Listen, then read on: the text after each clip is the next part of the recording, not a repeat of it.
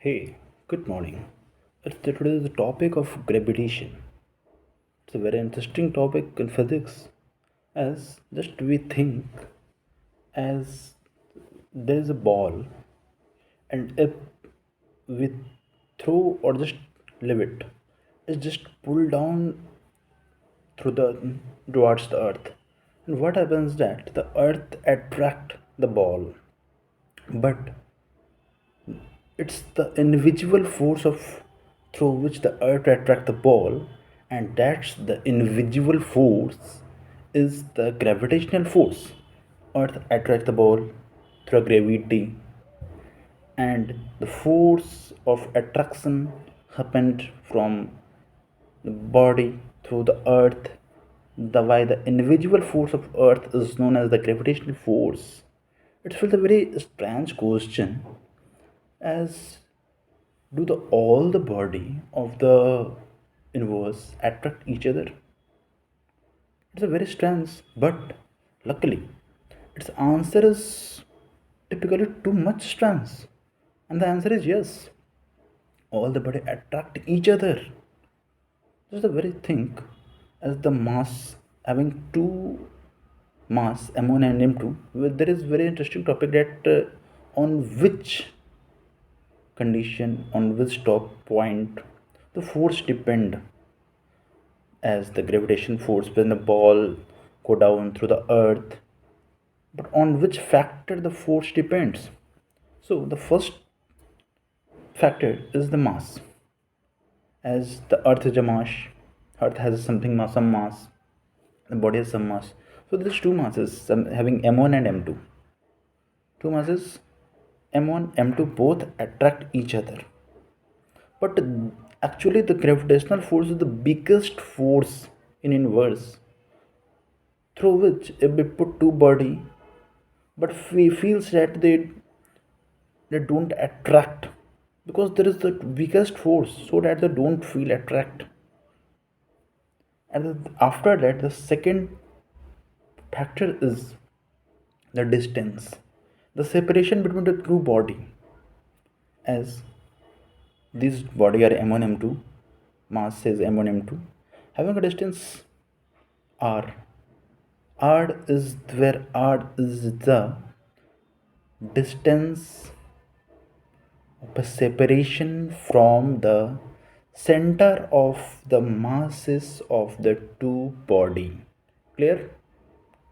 I am saying the body having masses m1 and m2, right? Clear? With a distance of separation r, where r is the distance between the center of both body. Clear? Right? As the force is the proportional to the mass of the body, right?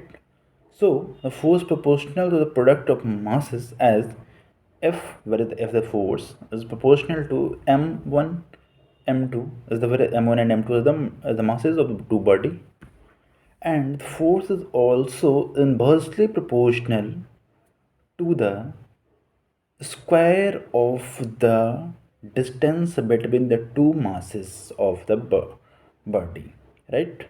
So what would be called the, as in the proportional system, as f directly proportional to m1 m2 upon r square. But what happens, we need a constant to equate the proportional system into the equation system. So, through this by the scientist, there would be there is a gravitational constant known as capital G. Right? Clear? The capital G is the gravitational constant. So we put gravitational constant as Z, and we equate the F is equal to G m1 m2 upon r square. Clear? Where G is known as the universal gravitational constant. Actually, there is a very interesting point that it should always be written as capital G.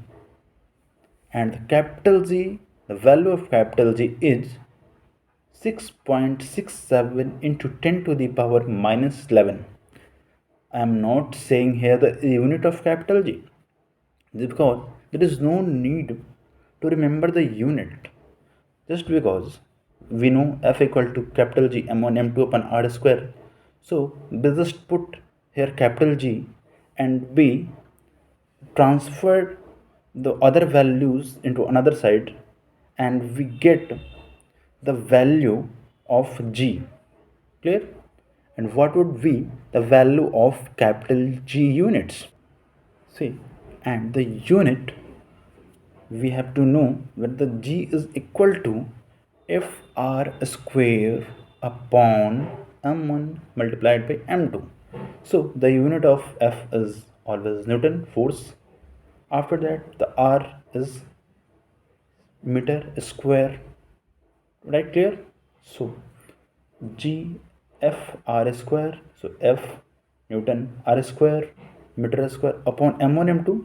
So we must have to put into the kg and mass. So kg square. So the unit of G is Newton meter square per kg square. Okay, clear? Very interesting topic, that the capital G and small g. Capital G is always known as the gravitational constant, where the small g is known as the acceleration due to gravity. Capital G is a scalar quantity, small g is a vector quantity. The value of capital G is 6.67 10 to the minus 11. The unit of the value of small g is 9.8 meter per second square. Capital G cannot be zero, never be zero, but the small z can is zero at the center of the earth. The very interesting point is it is all the differences of the capital G and small g. Thank you. They will talk in the next topic again.